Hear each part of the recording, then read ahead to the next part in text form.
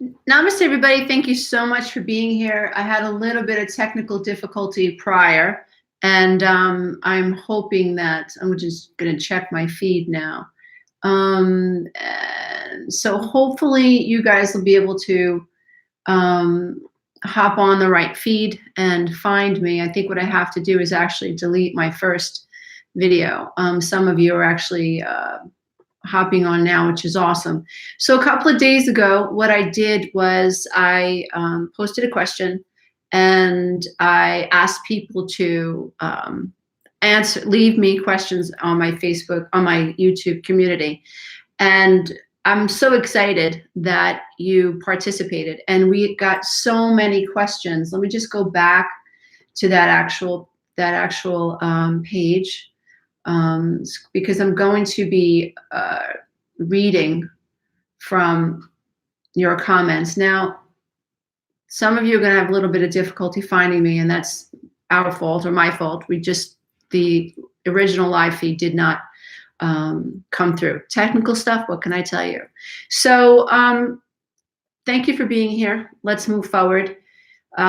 Really excited to be working with you guys live today. It's an honor that you're here. Very, very humbled that anybody would, want to participate in a live stream with me and learn some of the things that I've learned. And isn't that what it's all about? It's about learning something and then sharing it with people who actually care about what you're talking about, right? And so if you're somebody who's on the healing path, namaste, I honor you, because a lot of people aren't. A lot of people are just below the veil of consciousness, and they are recycling whatever data and whatever programs and whatever schemas are in their mind. We've been abused and abandoned in childhood and felt rejected, suffered emotional neglect, physical neglect, sexual abuse, and so on. And as a result, we lack a sense of self. And, one of the things that frustrates me a lot is when people say, oh, you just have to love yourself, right? And everything else will follow. Well, how do you love yourself if you don't have a self? No, seriously, how do you love yourself if you don't have a self? How do you love yourself if you have been taught to deny yourself for the sake of other people? It's nearly impossible. So just loving yourself, while it sounds hokey pokey and it sounds like awesome, it's not easy to do when you don't have a psychological understanding of the self that I am or the self that you are. And so the journey that we're on is really a journey inward. We've got to stop staying connected to the outer world in an unhealthy way. We have to stop enmeshing with other people and meshing with external experiences, because when we do that, we are literally detached from the self. And whenever you're detached from the self, you can't love the self. You can't move forward in life from a position of I am and I am enough. You can't. So it's really important that we develop self-awareness to catch ourselves when we are engaging in these enmeshment styles, when we engaging in worrying about what other people want us to think and feel. I remember one of the most humbling experiences of my life, and it all happened inside my own head. I was standing outside my children's karate school, and there was a young mom outside the school, and she was talking to these two dads about a man that she had just recently started dating. And I overheard her say that, oh yeah, I just went on a date with some new guy, but I'm not sure if he likes me. Do you know what my head said? Do you know what went on in my head? And I'm sure a lot of you will relate to this. I actually heard myself say, just be who he wants you to be, then he'll like you. That was literally the way I operated my life. I was in my mid-30s. I was divorced, towards my late 30s, divorced. And this was my schema. This was my program. This was my pattern, that I just thought that all I had to do to be happy was to figure out who someone else wanted me to be. This is the epitome of being a codependent person. This is the epitome of not having a sense of self. That's what we have to figure out how not to do anymore. It's not our fault. And some people will say, well, codependents are manipulative. Well, we are trying to get our needs met. Absolutely. We don't know how else to do it. We're human, and we're starved for validation and connection and love and kindness and compassion, right? So how do we get our needs met when we don't have a sense of self? It's almost impossible. And so the brain has these automatic default settings: pain versus pleasure, backwards rationalization, the need to avoid pain, and the desire to bond. And so it's really important that those of us who are on the healing path, we understand that shame is only going to corrupt our ability to love ourselves. And so if you resonate with what I just said, then hopefully you're going to enjoy this live stream. And I see a lot of you asking me questions, but I just wanted you to know that I will be reading from the community. Yesterday, I asked my YouTube subscribers to leave me questions, and they left questions. They've been leaving questions since yesterday. And what I decided to do was to answer as many questions as I can in about an hour's time. And I would answer the questions that had the most thumbs ups or the most likes. I figured that was the fairest way to do it. And if I'm able to answer more questions, then I will. I have been sick on and off since October. My son is actually going through a divorce, and that knocked me for a loop. I became completely codependent and enmeshed with trying to save my son from all of his problems, and a lot of stuff was triggered. And my immune system was definitely depleted. And so I've been struggling since October to get back on track. And then I was hit after I had a beautiful gala. We met with the members of the 12-week breakthrough coaching program graduates.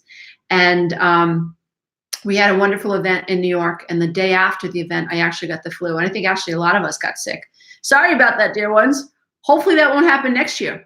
So I want to start answering your questions to the best of my ability. I have done my work. I have written notes because I didn't want to forget certain things. So the first question that I want to address is by Kiana.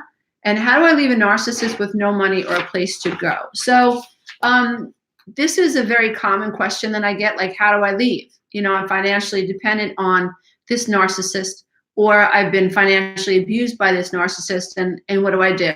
So I can relate to that. It is not uncommon for a narcissist to strap you financially. It's not uncommon for a narcissist to spend all your damn money. It's not uncommon for you to find yourself living out of state or out of the country with the narcissist, away from your family and friends. I just recorded a video yesterday, and I'll upload it within the next couple of days. And it has to do with a woman who emailed me and said, listen, I was an intelligent woman, and I had a great job as a bank executive, and I met this man, and he swept me off my feet, and I left my job, and I'm reliant on him financially. Now I have 2 children, and he's having an affair, and he wants to leave, so here we go. She has no financial strength behind her. She's given up everything. And so it's important that we understand that if you're in a physical situation, in other words, if you are in danger of being harmed physically, you have to get out. Like everything else we'll deal with later, but you have to get out. You have to get to a shelter. You have to get away from this person who may physically harm you. Sometimes you might have to get the authorities involved, but the most important thing is to make sure that you are safe and that your children are safe. Stuff, you can always get more stuff, but your physical being, you got to make sure that that's the priority. So let's say we're talking about a situation with Kayana where she is in a relationship with a narcissist, and she acknowledges it, and she acknowledges that she's unhappy, and her goal now is to leave. Okay, but it's also important that we understand that just because we leave a narcissist doesn't mean that we fix what caused us to attract ourselves to a narcissist in the first place. So I think if you're not in a physically, domestically abusive relationship right now, I think it's important that we think about that, and that while we're in a situation that we really can't get out of yet, we really consider what healing can be done before we actually make our move. So that's number one, like figuring out, like, how did this happen? recognize the narcissistic abuse cycle, understand the love bombing, pinpoint it, write in your journal about it, understand when you started to get devalued and minimized and marginalized. When did all that start to go bad? When did the red flags really start kicking up? And when did the situation really, really, really get painful for you to the point where you're like, oh my God, I'm with a narcissist, right? So raise your awareness until you're able to actually move out. So the other thing that I want you to do is, in terms of moving out and moving forward, it's important that you develop some type of a plan. When I knew that I was going to be leaving my ex-husband, right, I didn't just move out.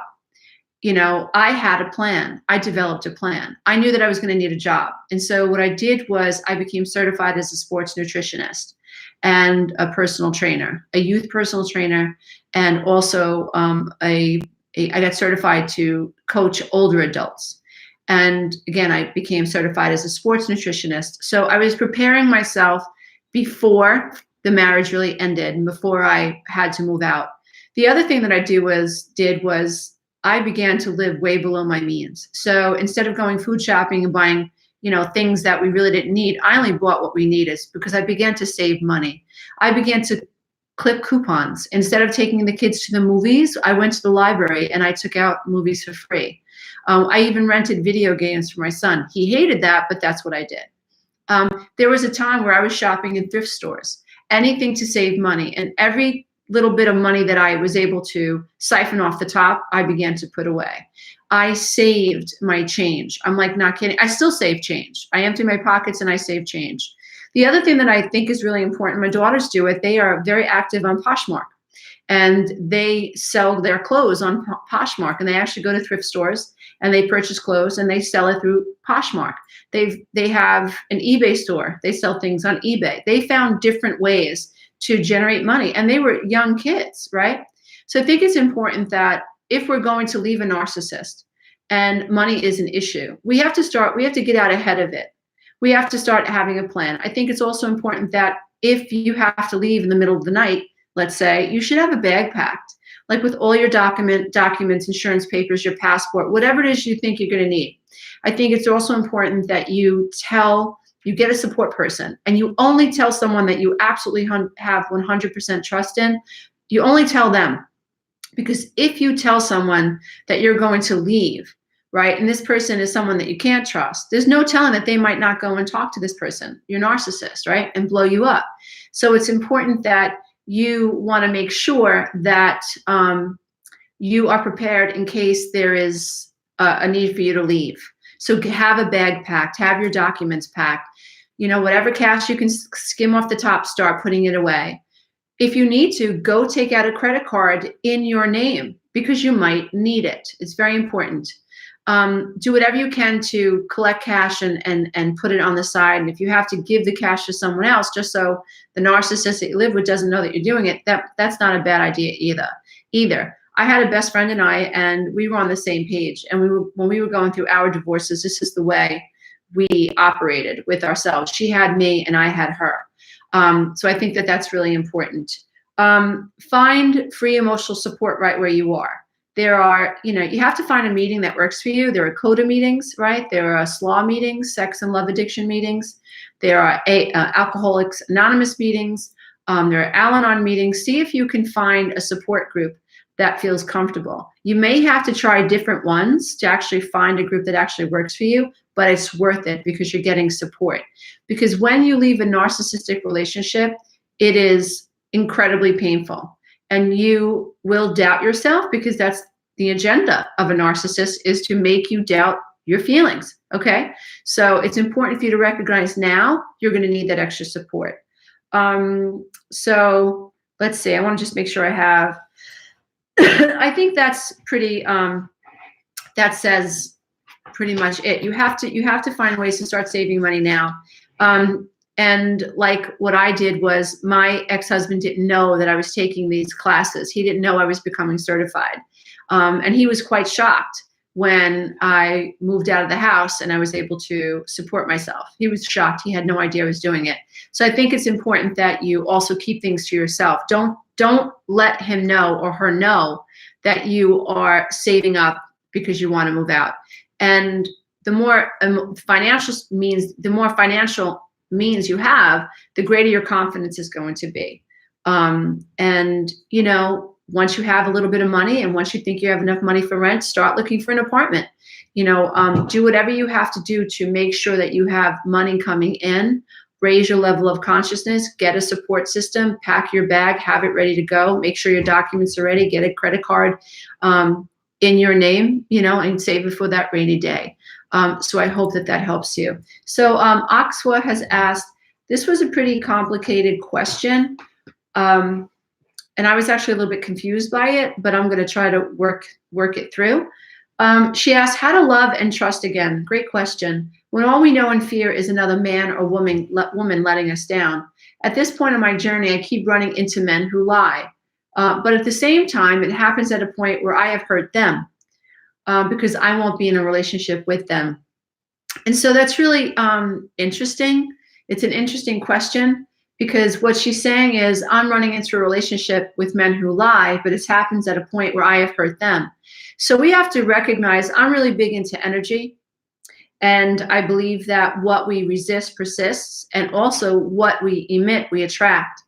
So if I am somebody who is drawing men into my relationship that I really don't want to have a real relationship with, then the relationship is not going to pan out. It's going to have to end. The energy isn't equal.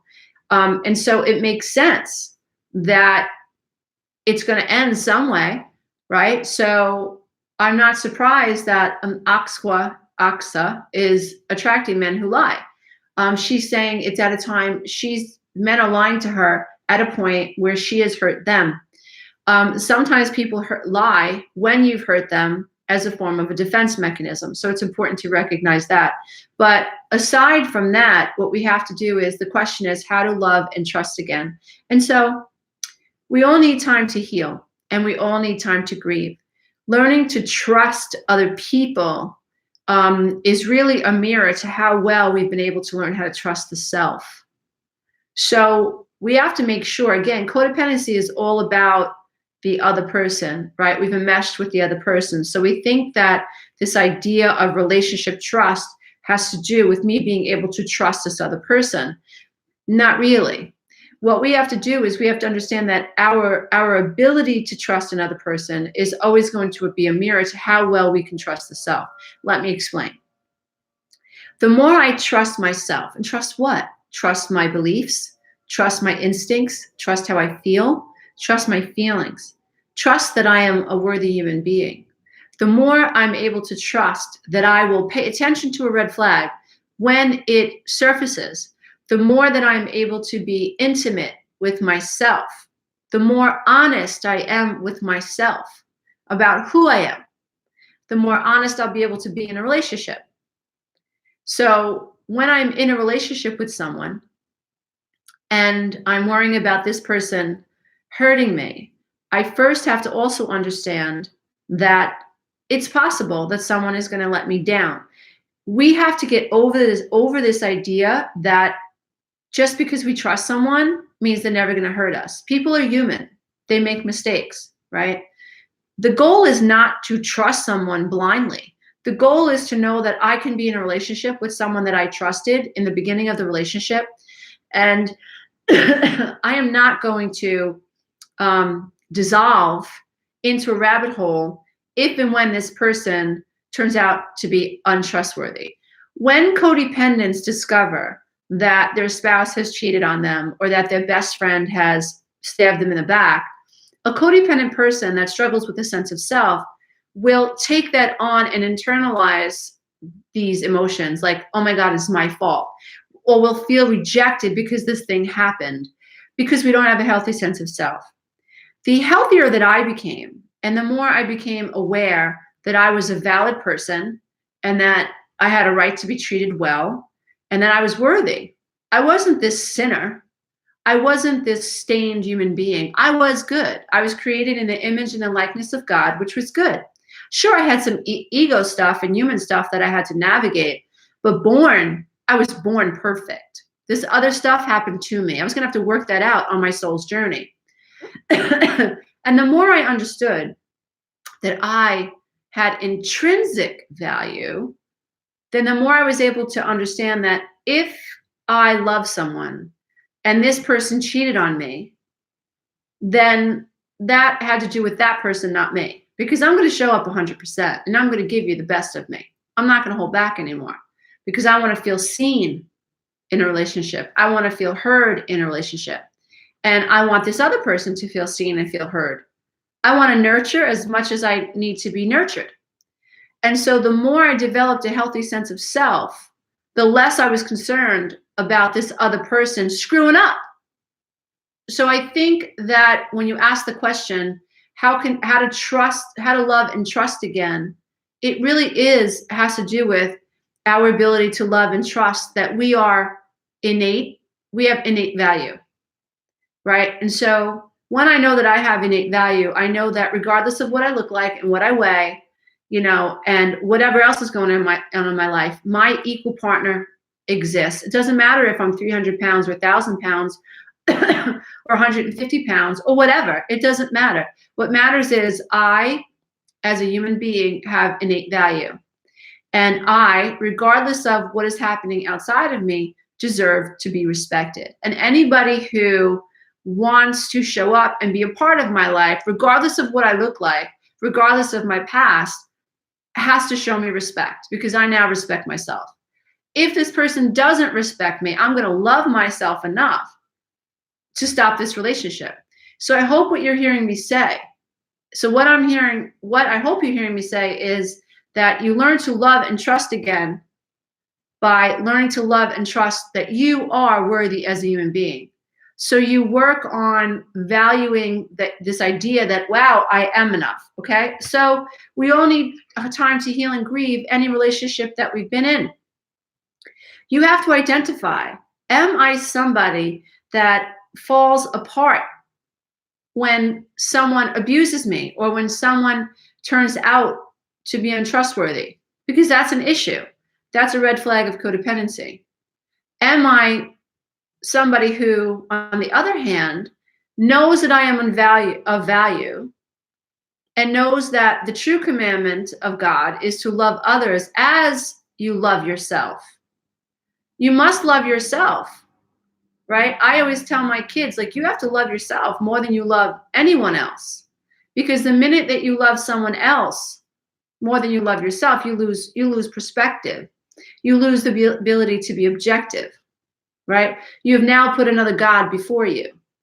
When you truly love yourself, you're kind to yourself, you have empathy for yourself, you have compassion for yourself, and you will mirror that ability of love and love that way to someone else. So, in other words, like, you don't have anything to worry about.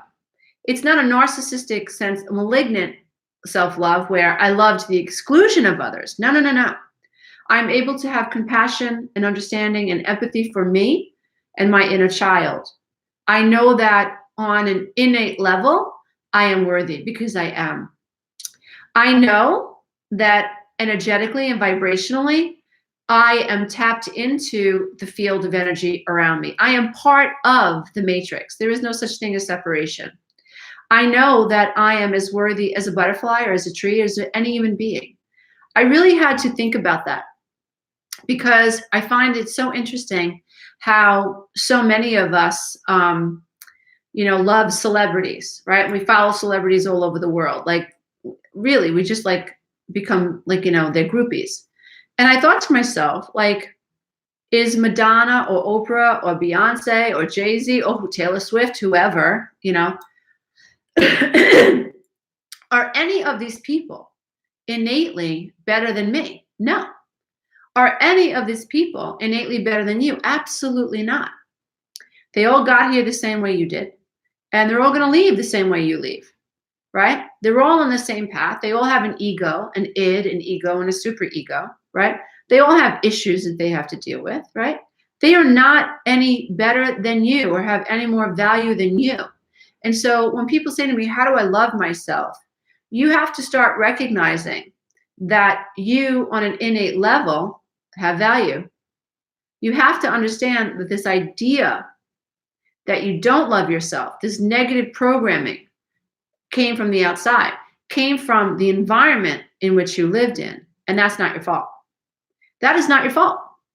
When I was creating my 12-week breakthrough coaching program, and I was trying to figure out how do I make the pathway that I created, or the blueprint that I created, the steps that I took to heal myself from codependency, how do I help people understand what those steps were?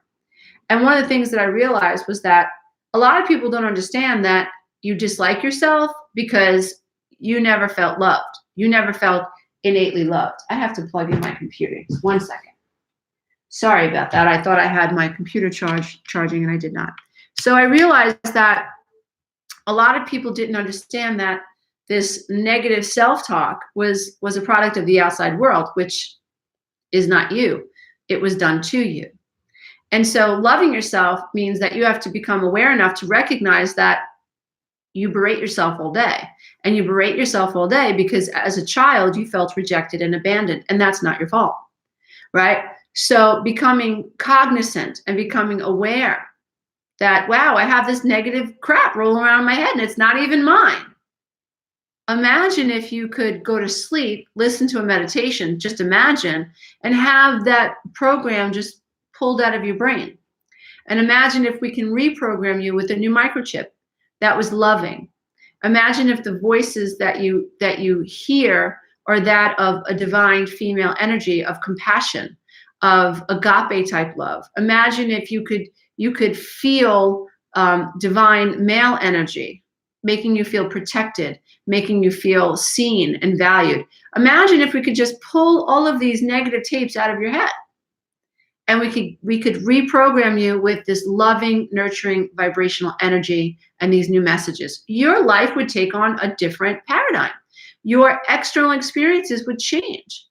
What you would hear all day is, you are worthy and you are enough. It's okay that you made a mistake. The messages that you'd hear would be of self-compassion.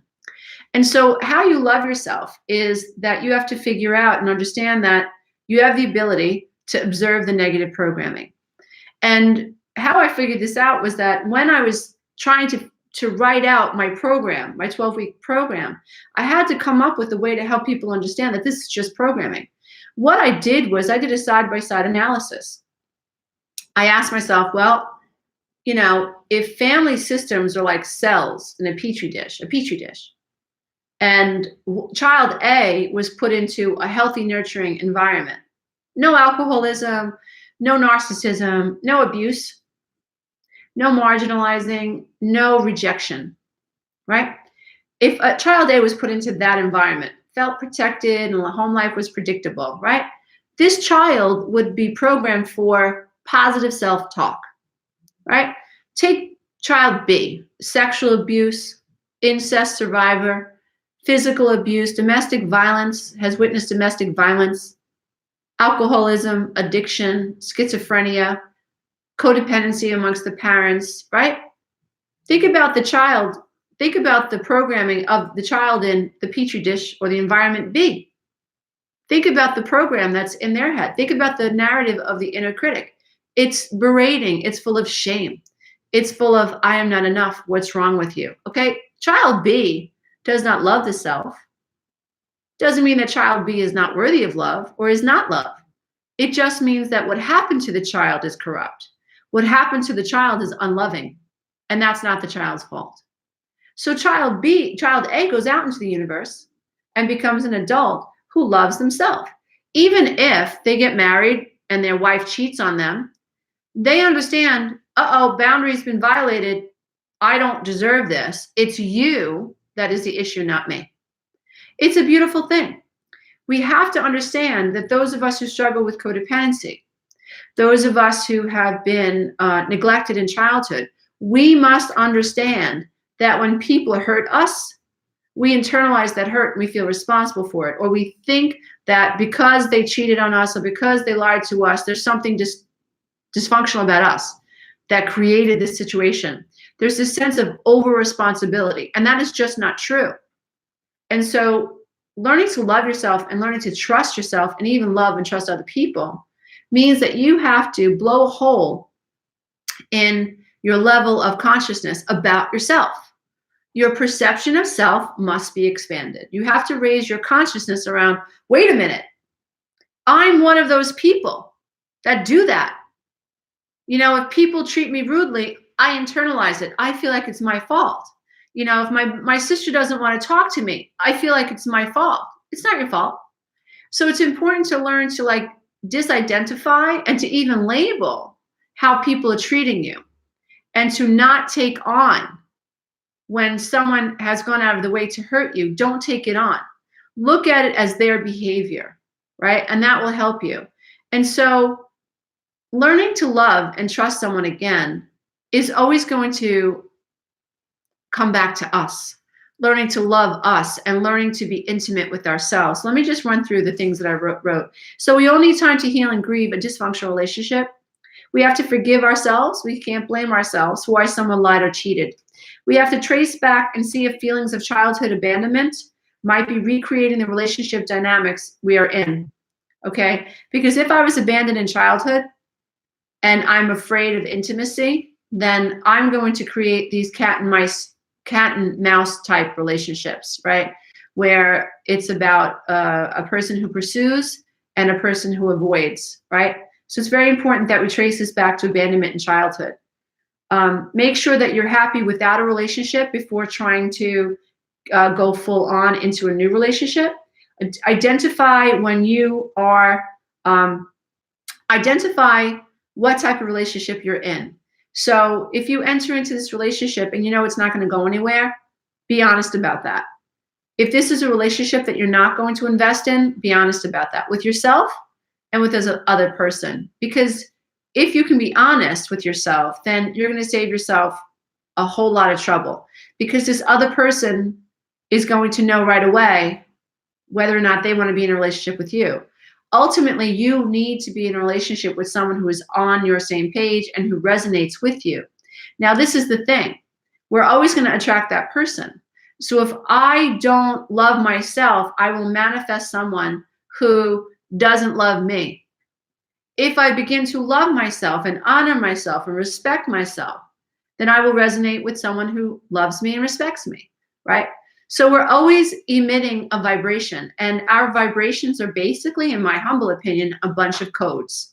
And the matrix is a field of abundant energy that is full of these codes.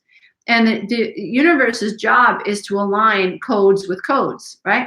So it's important that we recognize, in other words, you're not going to fool yourself, right? I had a client not that long ago, a young man, say to me that he's like, I just want to fool around right now. I don't want to be serious with any of these women that I'm dating, And I said, okay.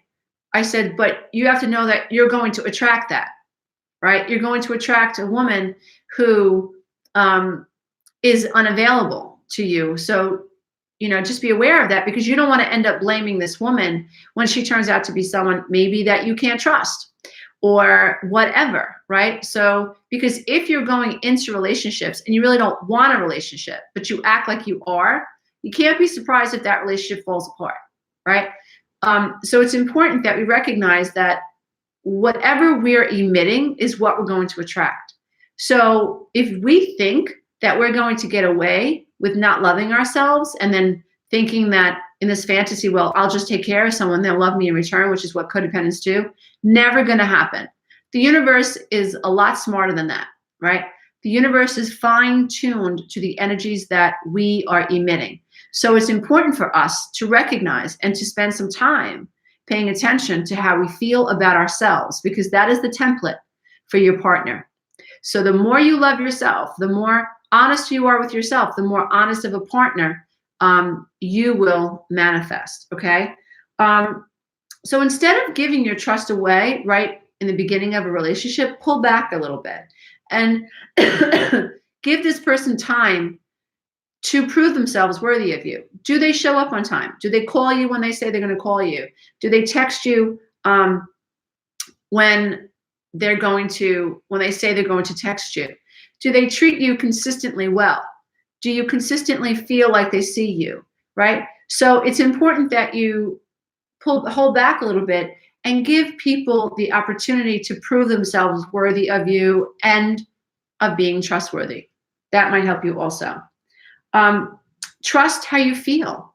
If you feel like this person is untrustworthy, then you have to learn to trust your feelings. The last relationship I was in with a narcissist, the last narcissistic relationship that I was in, this is what it taught me, right? And I thought by the time I manifested this person that I had figured my stuff out. I thought that by the time I was in this relationship, I had had a bunch of codependency recovery under my belt. I didn't feel needy.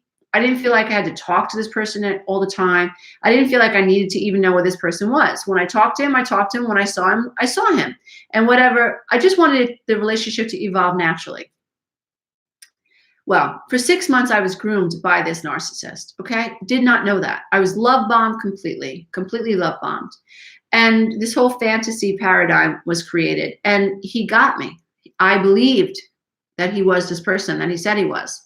And then what ended up happening was within 8 months, so I got to know him for about 6 months online and on the phone, and then we dated for like 2 months. By the time the 8-month period ran around, the relationship ended. But what that relationship taught me was that I ignored red flags. Now this is an absolute true scary story. The first time I met one of his friends who happened to be a female, right? He lied about his relationship with her as well, but whatever, I found that out later. But I was in a car with him and his friend, and he turned and there was this field, grass field. It was a forest basically. And he said to his friend, "Oh, this would be a great place to bury her body." And I went, "Huh." But my immediate instinct was, "Oh, who says that?" And I was immediately frightened, but I scoffed it off. I thought, "Oh, they're just joking, and I pushed this down because it frightened me so much, right? And so I had cognitive dissonance over this red flag versus this fantasy. And my brain pushed down what he said. And I thought, to myself, like, "Oh, he must just be joking." And I rationalized it away, backwards rationalization. And so time went on, and there were other things. Another time, he told me that he only had a cell phone and they didn't have a house phone. And I believed him, right? My parents didn't have a house phone. Plenty of people that I knew that didn't have a house phone, so I didn't think anything of it. So one day I'm on the phone with him and I hear a house phone. I'm talking to him on a cell phone, but I hear a house phone. And I went, "Oh, okay, red flag," and I didn't acknowledge it. It put it in the back of my head, but I didn't act on it. I should have just ended the relationship right then and there, but I didn't. The final, well, not the final straw, but what ended up happening was another night we were at a party and he went to use the bathroom and his phone rang at about 1:00 in the morning. My friends were having this amazing luau of a party and it was so much fun, and his phone rang and I had a sick feeling in my stomach. So I looked at his phone and I saw a woman's name. I put the phone back down. When he came downstairs, I said, "Your phone rang." And he said, "Oh, it's my brother." I knew he was lying. Okay, I should have ended the relationship there, but I didn't. So the relationship finally ended after I was told that he was in jail for trying to steal his mother's house. Okay, then the relationship ends. But what's the moral of the story?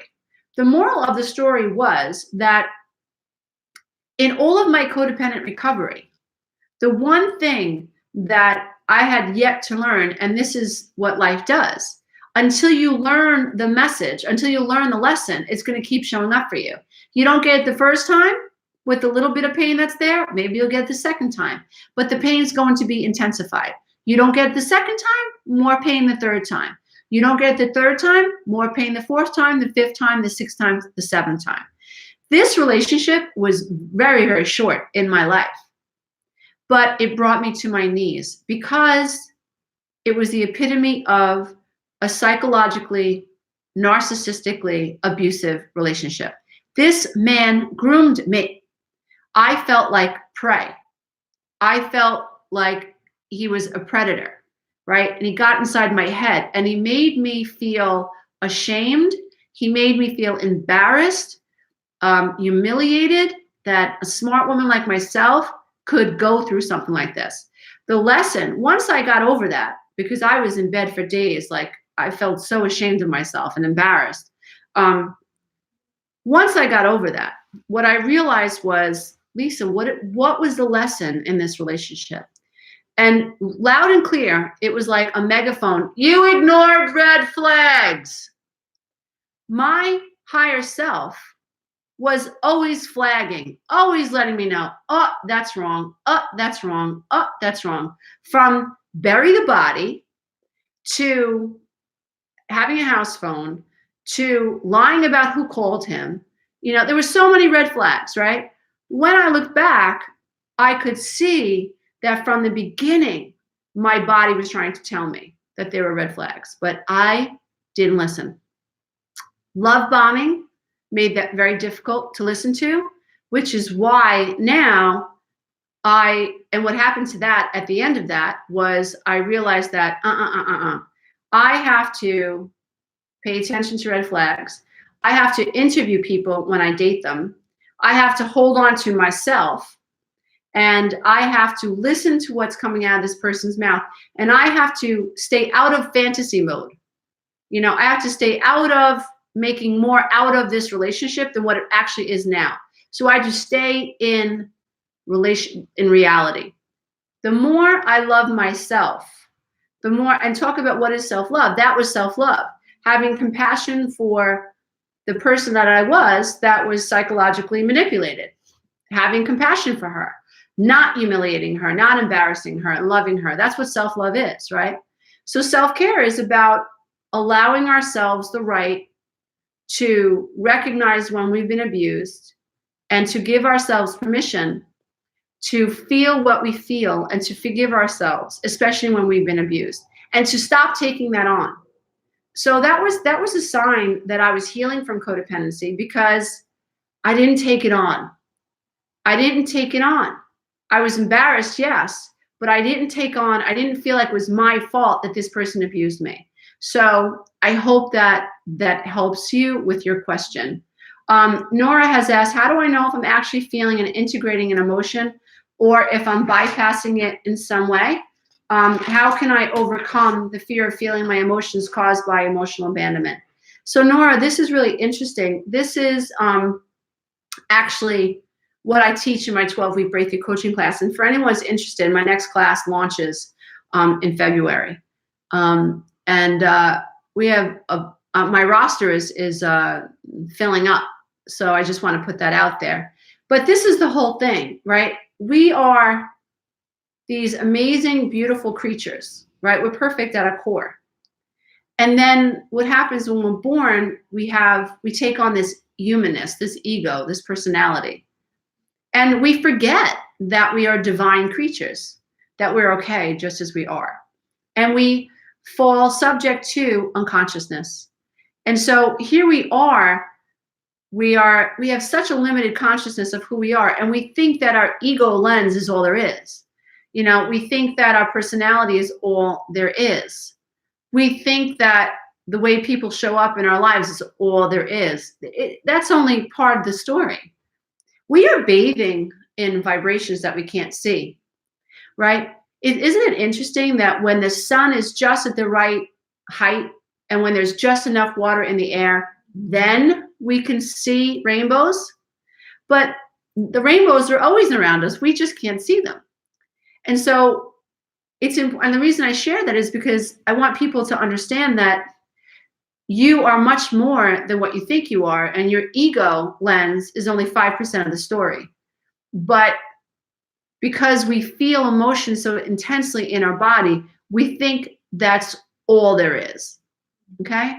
So the journey that we're on is to learn how to integrate our emotions, which is basically learn how to process our emotions through our chakra system, through our physical body, through our mind, so that we are no longer afraid of what we feel.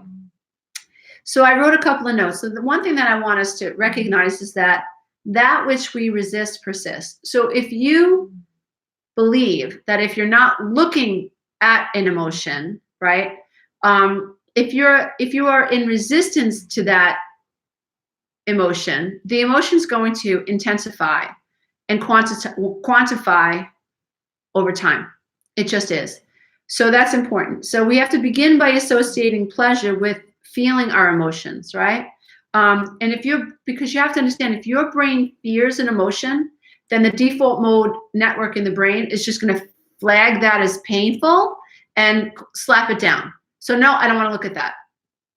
Beyond, you won't even know. You won't even have the conscious awareness that it happened, right? Because if I fear thinking about something that happened to me, my brain associates great fear with that and pleasure with not thinking about it.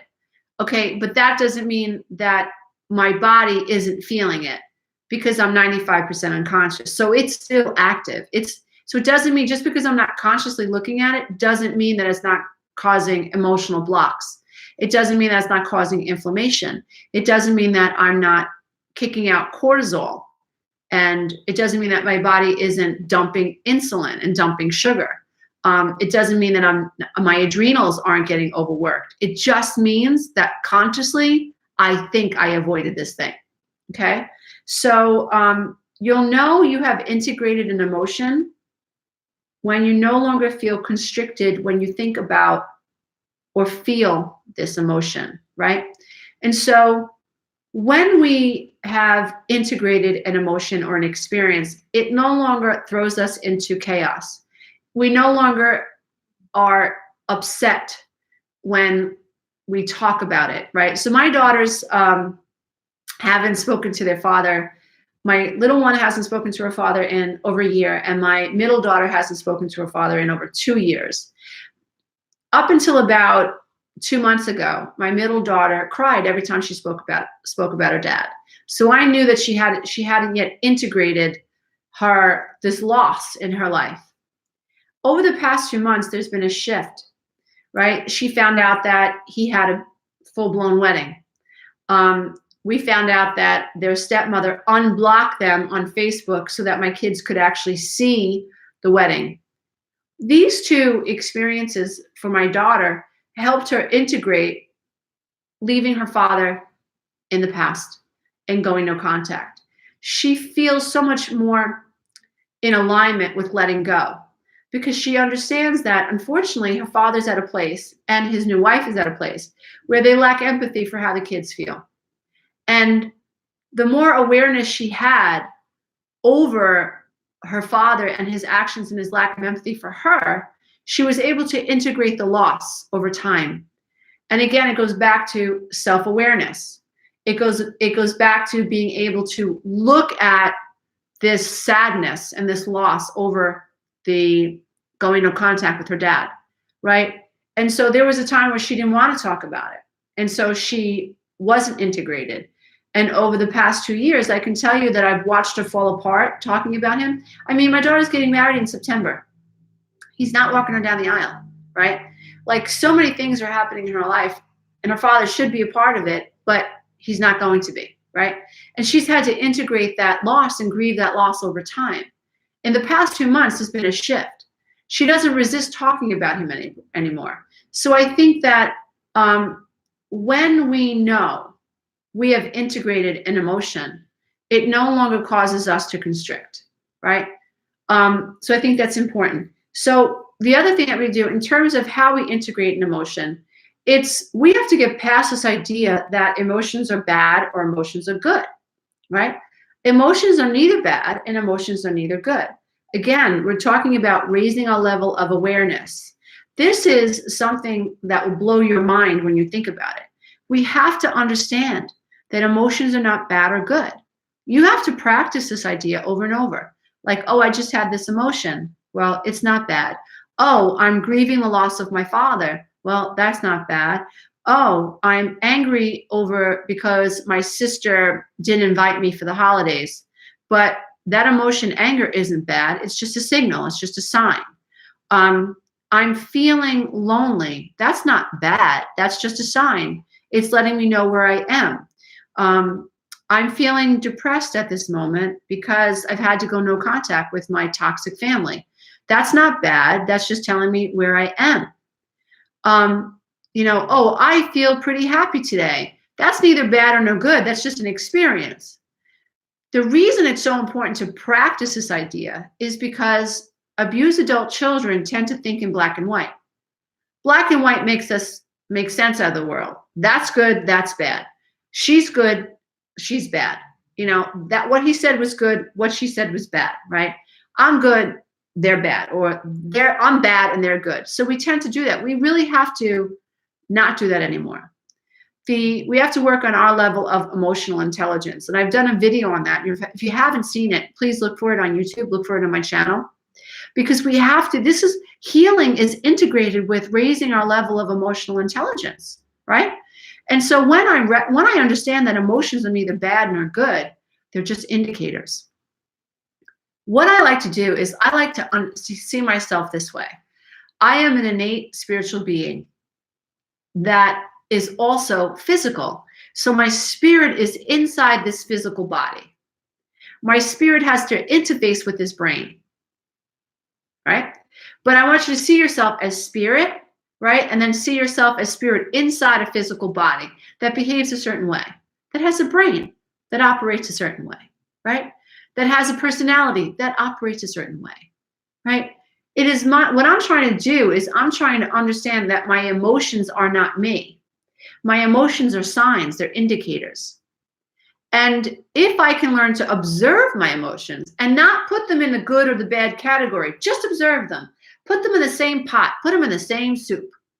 What am I feeling today? Don't label it. What am I feeling today, right? When I think about, let's say, I've coached so many sexual abuse survivors who feel it's difficult for them to touch that experience or to consciously acknowledge that this sexual abuse took place. And of course, we have to develop trust and a sense of security between myself and my client so that they know that I've got them, that I'm not going to let them go, and that I'm going to be able to witness and validate whatever it is they experienced from a higher state of awareness. And I'm going to stay there and I'm going to hold this place energetically so that they can anchor themselves to me and get them through this wounded body or this inner child's experience, right? Okay? So it's important that we recognize what's going on here. So when you're thinking about your emotions, and let's say I'm working with a client who has this experience of being 3 years old and molested by the neighbor, right? And how she felt when this happened. And her request is, I don't want to be afraid of this experience anymore. I don't want to be afraid of when my mind remembers it. I don't want to be afraid of being triggered by the experience anymore. Of course you don't. Because once you know how to process this experience, you're set free, you break through, right? It's beautiful. And so my job as a life coach and a healer is to be able to help this person understand that the body is responding normally to a painful and frightening situation.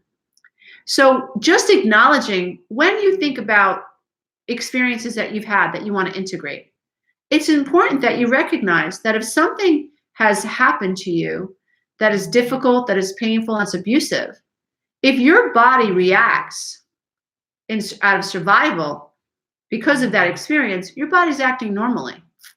Your body felt under attack, either emotionally, physically, spiritually, whatever, right? You felt attacked. Power was being abused over you. So if you have fear, that's normal. When you recognize, like, wait a minute, my body's responding normally. I was a kid, I was abused. So my body is reacting appropriately. What happens to us below the veil of consciousness is we don't like the way the body feels. And we shove the experience into the good or the bad category. And once our brain says, oh, this is bad, then pain versus pleasure kicks in. And my personality, my ego, works to suppress those emotions. Because outside of conscious awareness, I don't know that my body's experiencing my experience properly. And so if you're somebody who's trying to integrate an emotion, what I say is, first of all, understand you've already survived the experience. What you're experiencing now is your perception of the experience, which is tied to memory. So if you were abused when you were 7, the perception of this experience is that of a 7-year-old inner child. Hopeless, powerless, has no control over their life, helpless. So you have to understand that your memory and your reflection is that of a 7-year-old. And once you gain that understanding, you can then see what happened to you at 7 from a higher state of awareness. Okay? So it's important that you recognize, wait a minute, my memories are tied to the age I was when I had this experience. That is huge. To me, that was so mind-blowing. When I realized that all of my abandonment trauma, all of the fears that I had, that I was re-experiencing as an adult, were tied to these inner child experiences of feeling so terribly devastated by my mother's rejection, by my father's absence, by feeling unprotected, by feeling unwanted. I was a baby.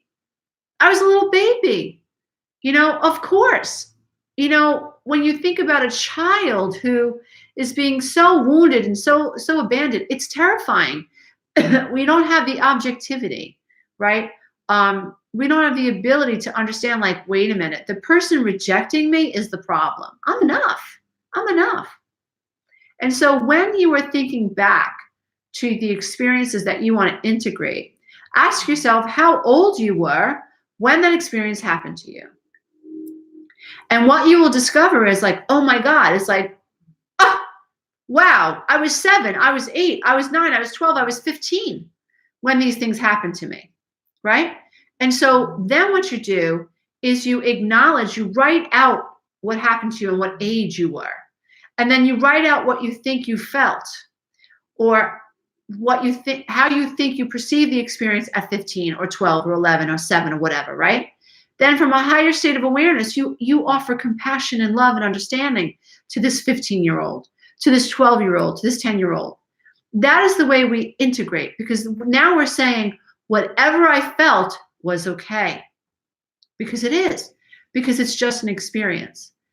If I'm 4 years old and I'm being sexually molested by my cousin and I feel traumatized, right, and I have issues with sexuality, I have to know that that's a normal consequence. I can't beat myself up for that. That's not my fault.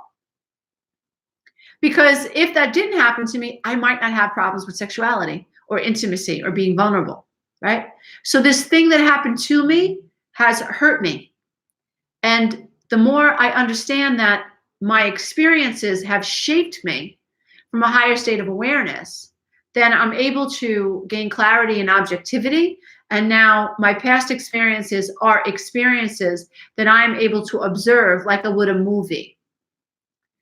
If we were able to pull ourselves out of the experience of the inner child, if we learn how to not view the past through the lens of the inner child, and if we learned to observe our experiences when we were younger from a higher state of awareness, if we imagine that our story was Mary's story, our story was the story of the little girl down the block, our story was the story of our friend, our story was someone else's story.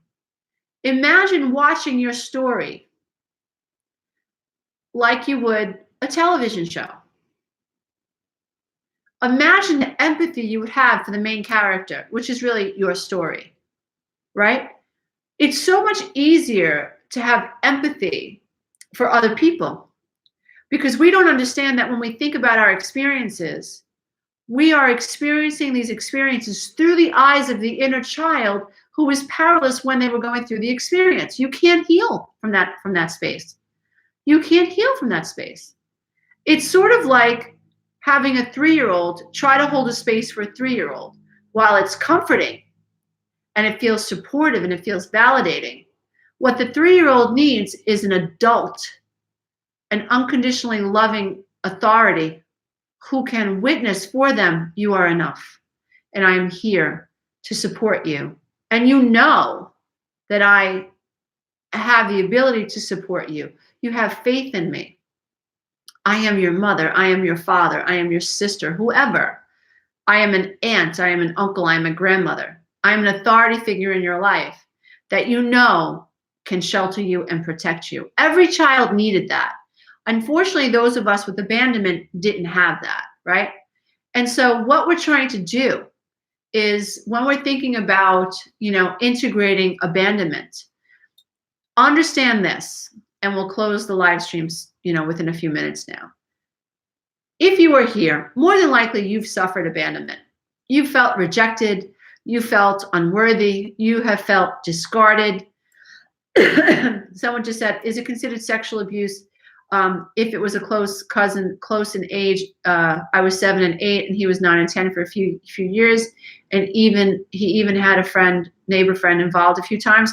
I would say yes, and that's because children who are 9 and 10 are more aware that they're doing something wrong to a child who is 7, right? Especially if there are other neighbors involved, right? And if the 9 and 10-year-old are doing things in secret and private, then that tells you that this child knew that they were doing something wrong.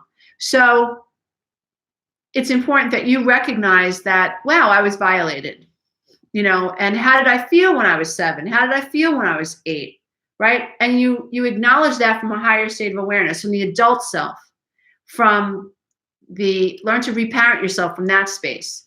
So when we're talking about abandonment and rejection, what we're experiencing, more than likely, if you're here, that's what you've experienced in your life. You have never felt seen. You have never felt validated, right? You don't have a healthy sense of self. You have become a people pleaser, or maybe you avoid intimacy, or maybe you're a chameleon and you become what you think other people want you to be. Don't judge yourself for that, because that is simply a consequence of being abandoned. That is what a personality and a psyche does as a result of being abandoned, because innately you're a human being that just wants to be loved and also wants to love. You're not doing it the right way. It's maladaptive. You're going about it the wrong way. But the great thing is that can be corrected, right? So if you have a fear of being vulnerable, well, that's because you've been taught that who you are is shameful. So you have a false self, right? That you hope other people will love. It'll never make you happy, because you know that you're not revealing your true self. So ultimately, moving towards being more authentic is really the goal. But how do we do that? So we do that by acknowledging that what is hurting us happened in the past. And what is hurting us is that we have felt abandoned. And what's hurting us is our limited perception of self. What hurts us is that below the veil of consciousness, we do not know that, hold on one second. I think we have to block someone. Okay, we have had a troll show up. We love you, troll, anyway. I'm sorry you have nothing else better to do today than to give people the middle finger on this YouTube channel. I hope that you find peace and love and hope and light soon. Getting back to the video. When you have been abandoned, what we don't realize is that we are viewing the world through the eyes of the abandoned inner child. And that has to change. And the only way that we can move through that is by gaining self-awareness, raising our level of consciousness, and spending time thinking about, wait a minute, I'm not that little girl anymore, and I'm not that little boy anymore. That was my experience, and that experience is valid. And I have to work towards validating that experience each and every day. If you want to integrate something, right, then you have to bring it into your awareness. So what you want to do is you want to write about your experience. You want to find maybe a life coach or a therapist. I suggest seeking a trauma therapist who is skilled in abandonment. I went to, 3, 4 therapists before I found my psychotherapist that actually knew about codependency and alcoholism, before I actually found someone that could actually help me. So I would say, trying to find a support person that understands what you're going through, that that you have, that you can understand their language and they understand your language. There has to be resonance between you and the person that you're working with. So that's important. When we're trying to integrate something, we can't integrate the something without paying attention to the something, right? So the tendency is going to be to avoid it and run away from it and stay codependent and try not to think about it, but that's not going to work. So what we have to do is we have to find ways to bring up our abandonment issues and to work with them in a conscious realm, right? So that is actually what I do in the 12-week breakthrough coaching program, is we help people process the pain. Spiritual bypassing is thinking that you have healed and processed this emotion or this experience when you really haven't. And that happens when we are in our heads and we're not in our heart space, right? And so what we really have to do is learn how to journey into the heart space, and to do it through visualization, and to use our mind in a way that allows us to access our heart space. So journaling about what happened to us, touching it. When a scary, painful feeling comes up, learning to allow it. Learning from a higher state of awareness to say, this is normal. Body, you're reacting to this. You're reacting. Remember, when you remember something, your body remembers it too. So your body is sort of like a storage facility. It's remembered exactly how you felt when you were traumatized. It remembers. It can't not remember. And our spiritual work is all about remembering and processing. And our spiritual work is about remembering and processing and moving beyond the default setting of the brain, which is to shunt it down and not look at it so we can go about our day. So we have to commit. I commit at least an hour to an hour and a half, sometimes 2 hours a day, to my spiritual work, to my personal development work. I meditate every day for at least an hour. I do journaling, and I also do intentional visualizations. My job these days is to get out ahead of the big cosmic joke. So rather than react to what's happening in my experience, I'm trying to get out ahead of it and imagine the experiences that I want to experience. And it takes practice. It takes practice, but that's what I'm doing, these days. So it's important that we understand that when we recall a trigger, or when we are triggered, our body is going to respond exactly the way it did when that original trigger happened. That's the body responding the right way. So we have to move past this idea that, oh, something's wrong with me because I feel anxious and my breathing's off and I'm getting sweaty palms. And we have to get past this idea that that's wrong. That's right. The body is just remembering. Okay? So once we learn to okay, my body is feeling. My body is feeling. My body is remembering. And that's okay. That's okay, right? What you want to do is you want to acknowledge that your body is actually working the right way.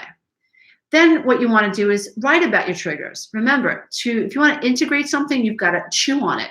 Think about what it is that you want to integrate. What happened to you in the past. And know that when you recall it, your body's going to remember how you felt.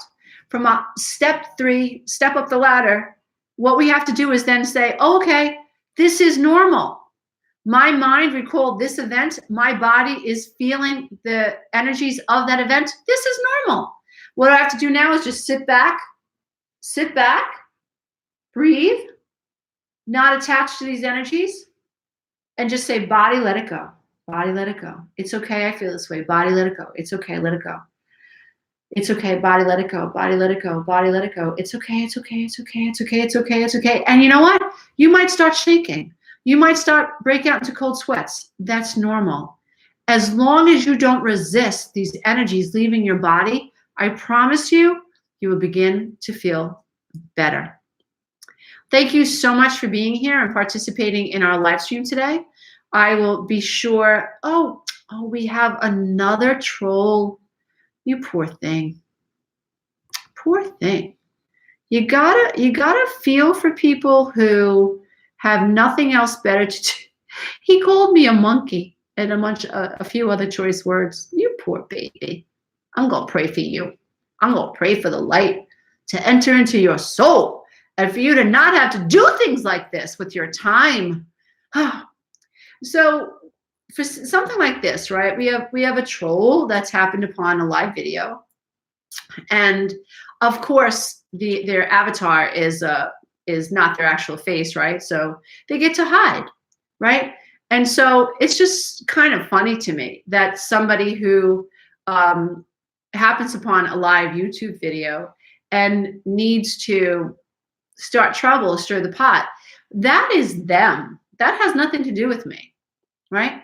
So that has to do with somebody else's negative energy, somebody who feels tension in their body, somebody who is unhappy, maybe somebody who gets more unhappy when they see people who are happy, because then that offers them contrast. There's someone out there that's loving themselves. Oh, I don't love myself. And there's a lot of contrast, and I don't like the way that feels, right? And so there are plenty of people out there like that in society. But what we have to do is we have to learn to not take that stuff personally. And we have to learn to love those people anyway, and to send them love and light. Because anybody that is out in society and feels a need to do that is not in a happy place. Because if you're not shining light, then you haven't gotten in touch with the light within you. And what will heal you is moving closer to that light, right? What heals those of us who are on our journey is to hold on to our light in spite of what's happening outside of us, and to continue to shine our light in spite of what people are trying to do to us. And again, that's all part of the codependency healing, right? Not taking this stuff on. So thank you so much for being here. I want you guys to know that I have a podcast, and you can find it almost anywhere podcasts are available, from Spotify to Spreaker to Apple, iTunes, to even Google Play. It's called the Breakdown to Breakthrough. Every month we choose a subscriber to become a member of the Breakthrough Warrior membership site, and we offer a free membership for a year. I'd also like to let you guys know that the next 12-week class launches in February, early February, and the early bird special is still in effect. And I would love to work with you inside my coaching program online for 3 months. You can take this program from anywhere in the world. People have taken this program from Norway, from Switzerland, from Italy, from France, you name it. They've taken it from anywhere in the world. So every week you get a video lesson that you work on, that you get journaling prompts and a meditation that you work on during the week. You interact with me and my team daily, if you like to, on Facebook, right? So there's this daily feeding that's happening. And then every Saturday I have a live stream, and I answer, good morning, Alice. Every Saturday I answer your questions live in a live group coaching class on Facebook. It's a really fabulous program. It's a great experience, and I'm happy to announce that the breakthroughs that come through the program are incredibly inspiring. You learn how to integrate, you learn how to love yourself, you learn how to process information, you learn how to set boundaries, you learn how to no longer be codependent. What's better than that? So thank you so much for being here. I hope to do another live stream soon. Namaste. Until next time. Bye for now.